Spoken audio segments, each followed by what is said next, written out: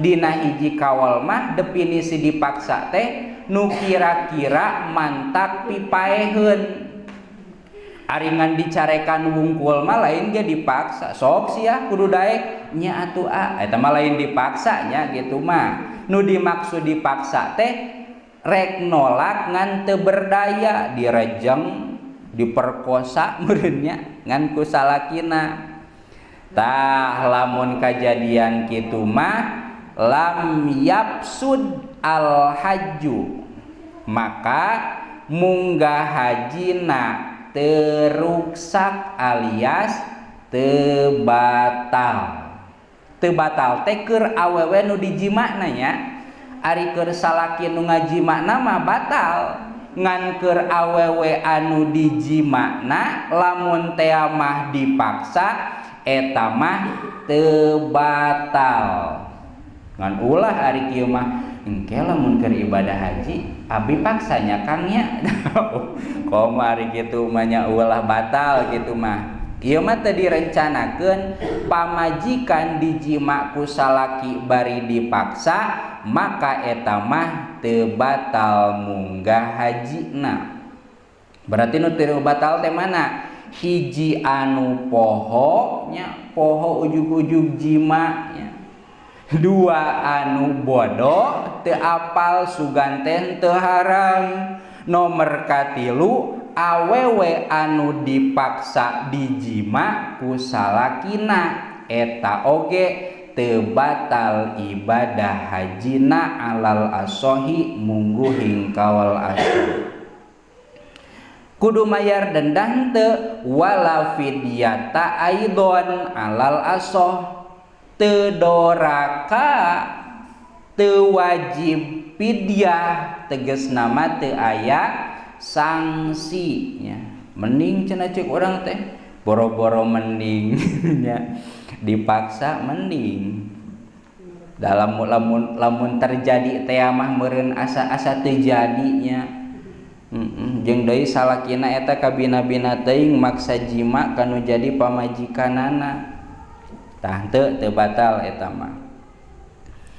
Tah kembali deui, kumaha ieu lamun teh mah jima bari apal kana haramna atawa nu katilu maksa jima apal haram, kumaha tah ibadah hajina? Ibadah haji mah eta teh kudu dituluykeun, kudu disampurnakeun nepi ka akhir, ngan pedah wa wujubul qodoi jeung wajib ngodoan ayil i'adatu sanian, tegasna mangabalikan deui sanian kana balikan anu kaduana. 5 karena perkara absada anu geus ngaruksakeun itu ma hu kana itu ibadah haji walau tatawuan jeung sanajan bukti haji na teh haji sunat. Haji sunat teh kumaha maksudna? Ibadah haji anu kadua katilu jeung satuluyna. Kan ari ibadah haji sareng ibadah umroh teh nu kahiji mah hukumna kumaha? Wajib. Rek ibadah haji rek ibadah umroh hukumna teh wajib lamun mampu. Pernah we sakali kaditu umroh, pernah we sakali kaditu ibadah haji, kadua katilu jeung satuluyna mah hukumna sunnat. Sunat hukumna teh sanajan ibadah hajina sunat, tetap lamun keuna ku paharaman komo nu ieu jima nya nu mantak ngaruksakeun eta teh wajib dikodoan min kinin wasobiyin nya arek ti abid atawa ti budak anger wajib dikodoan.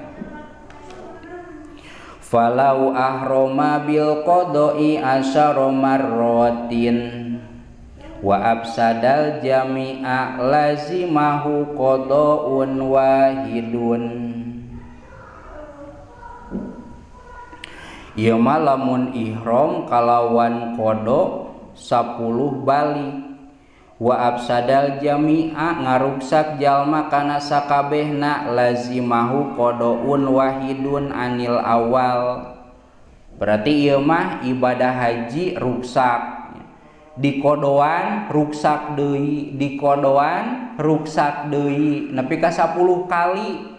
Cek kasarna mah masing nepi ka sababaraha ratus kali oge nya ngan di dieu dicontohanana 10 kali. Sanajan nu ruksakna geus loba anger wajib kodona mah hiji nya. Wajib kodona mah hiji. Dangke lamun teh mah diitung kabeh ayeuna ruksak teh batal di kodoan tahun hareup ruksak deui jadi 2 kodoaneun teh kodoan deui tahun hareupna ruksak deui jadi 3 tah henteu kitu nya sanajan keur ngalaksanakeun kodona batal atawa teu jadi deui tetep kawajiban ngodoanana mah nyaeta hiji anil awali tina ibadah haji anu ruksak anu kahiji teh anu pertama kali ruksak. Kumaha ta sesana teh mana ngodoan ngan gagal. Wa kafaratun likulli wahidin minal asyari sesana mah cukup ku kiparat. Afada dzalika Ibnu Hajarin kitu kasauran Imam Ibnu Hajar. Iraha ngodoanana fauron dina pada harita. Contoh fa in kana al fasidu umrotan fa i'adatuha fauron zahiratun au hajjan patasawwara fi sunnatil ibsadi bi an yusira ba'dal jima'i au qablahu. Lamun teh mah anu ruksak nu teu sahna teh dina ibadah umroh maka kodona teh pada harita. Maksud pada harita teh contoh ayeuna umroh anggap we umroh teh 3 jam parat ya gambaranana. Ayeuna umroh kakarage sajam geus batal ye geus aya nu ngaruksakeun aya nu ngabatalkeun bereskeun heula nu eta tuluy kodoan. Lamun ibadah haji iraha tahun hareup lamun bisa mah ngan lamun teu bisa mah tahun iraha we bisana nu penting urang aya kawajiban ngodoan.